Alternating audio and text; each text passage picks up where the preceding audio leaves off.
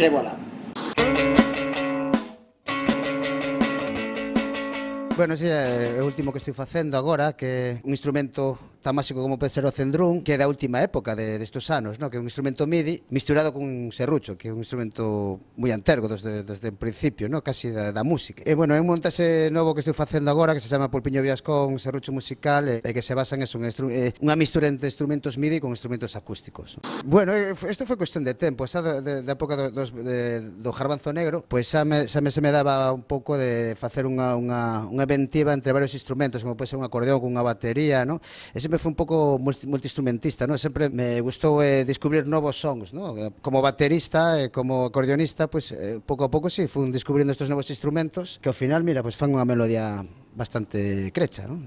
Sigo sendo punky, tengo el corazón punky, sempre queda dentro, eso non o quita ni Dios, ¿no? Pero sí, bueno, sigo sendo, o que pasa é que claro, facer punk hoxe en día sei moita xente que fai punk, eu calquer día estos tamén pilla batería e empezo a romper platos outra vez, ¿no? Pero bueno, sí, agora me dedico a facer outra cousa máis delicada, ¿no? Máis que nada porque a estar en solitario, pois tiro máis por outro lado, ao mellor máis melódico, ¿no? Pero a Elma punk sigue dentro, sí.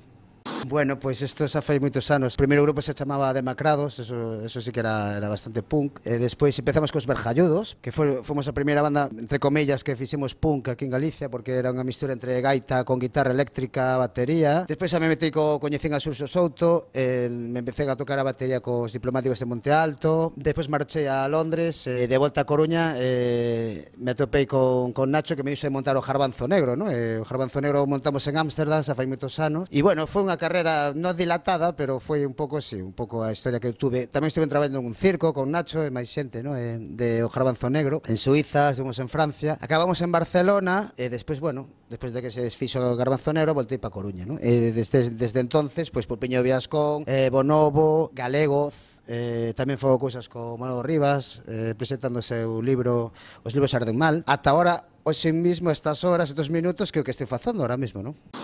Bueno, ando con varias bandas de rumba, unha se chama Canalla, con Mangui tamén, baixista dos Diplomáticos, ando tamén con Miguelón, da Don de Guevara tocando en San Francisco. Pues San Francisco é unha rúa que existe aquí na cidade bella, aí está no Garufa. Pero calquer día vamos a San Francisco a tocar. Sí, bueno, hai varias bandas en proyecto, ¿no? Están funcionando, estamos tocando en bares, en restaurantes, en bodas e comuniones. Pero bueno, moi ben, estamos contentos porque de pasar o festival que facíamos fallanos tocando en festivales, ahora estamos tocando máis en bares e pubs, ¿no? É o que hai, bueno. Pero estamos contentos porque seguimos facendo o que queremos, que é música, ¿no?